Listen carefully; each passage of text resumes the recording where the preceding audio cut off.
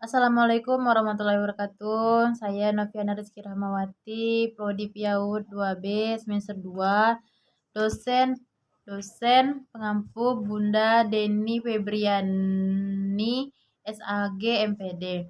Baiklah, saya di sini akan menyampaikan materi kami, yaitu tentang teori dan aplikasi teori psikologi pendidikan. Pertama, teori psikologi tentang belajar. Dalam belajar ada beberapa pendekatan yang dilakukan oleh psikologi pendidikan. Antara lain pendidikan behavioristik dan pendekatan kognitif. Pendekatan behavioristik adalah pendekatan yang menitik atau menitik beratkan pandangannya pada aspek tingkah laku lahirnya manusia dan hewan, dan perlu atau behavior dari peserta didik dan pendidik merupakan masalah penting dalam psikologi pendidikan. Menurut teori behavioristik, belajar adalah perubahan tingkah laku sebagai akibat dari adanya interaksi antara stimulus dan respon. Atau dengan kata lain, jika seseorang dapat menentukan atau menunjukkan suatu perubahan terkhusus perubahan tingkah laku. Banyak tokoh-tokoh memberikan pendapat tentang teori pembelajaran pendidikan, yaitu behavioristik. Menurut Saiful Akhyar Lubis, menuliskan teori-teori yang dapat dikelompokkan dalam teori behavioristik antara lain. Yang satu, koneksionisme. Dua, classical condition. Tiga, statistic behavior theory. Empat, contiguous condition. 5, descriptive behavior atau operant condition. Yang kedua, menurut Big, teori behavioristik memiliki ciri-ciri sebagai berikut. 1. Mementingkan pengaruh lingkungan. 2. Mementingkan bagian-bagian. 3. Mementingkan peran teknik. 4. Mementingkan mekanisme terbentuknya hasil belajar. 5. Mementingkan sebab-sebab di waktu yang lampau. 6. Mementingkan pembentukan pembiasan. Tidak ada gading yang tak retak.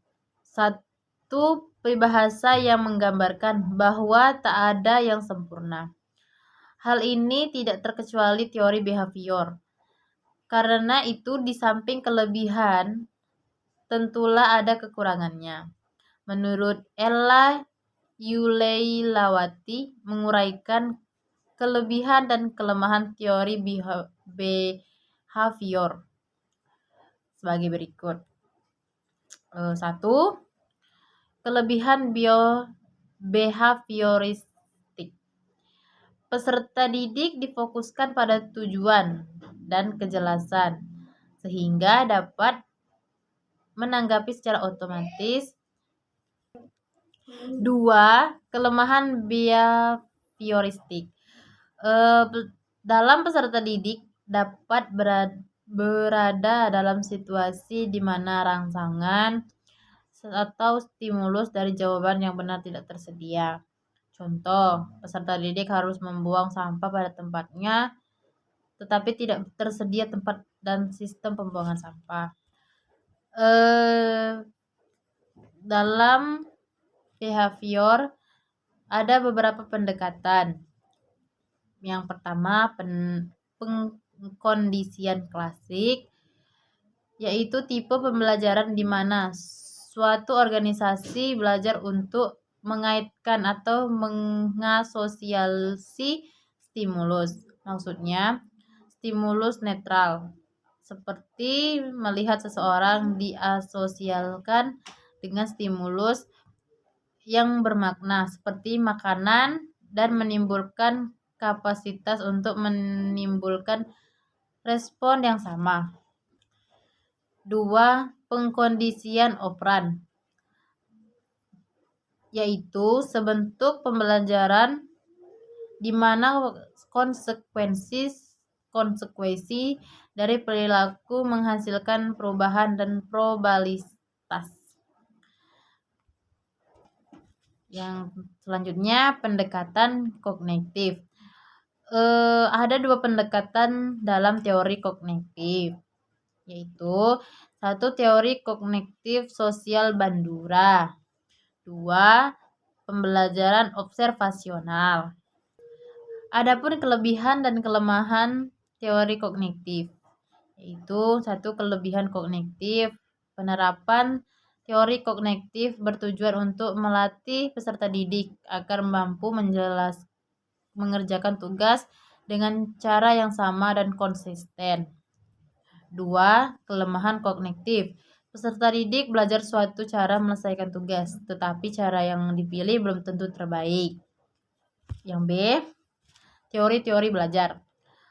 Dalam teori-teori belajar ada 3 teori saja, yaitu 1. Teori belajar behavior dibagi menjadi 1.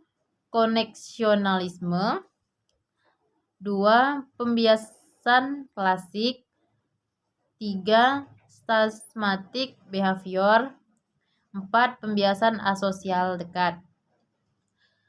Yang B. Teori belajar kognitif dibagi menjadi 1. Teori Gestalt, 2. Teori Medan, 3. Teori humanistik. Yang selanjutnya, aplikasi. Aplikasi teori psikologi dan belajar dalam pembelajaran. Aplikasi teori psikologi pendidikan dalam belajar, yaitu 1. Pemberian stimulus pembelajaran, 2. Penyusunan target belajar, 3. Metode drill atau pembiasan. Baiklah, mungkin itu saja pembahasan dari saya. Bila ada kesalahan atau kekurangan, saya mohon maaf. Akhir kata, wassalamualaikum warahmatullahi wabarakatuh.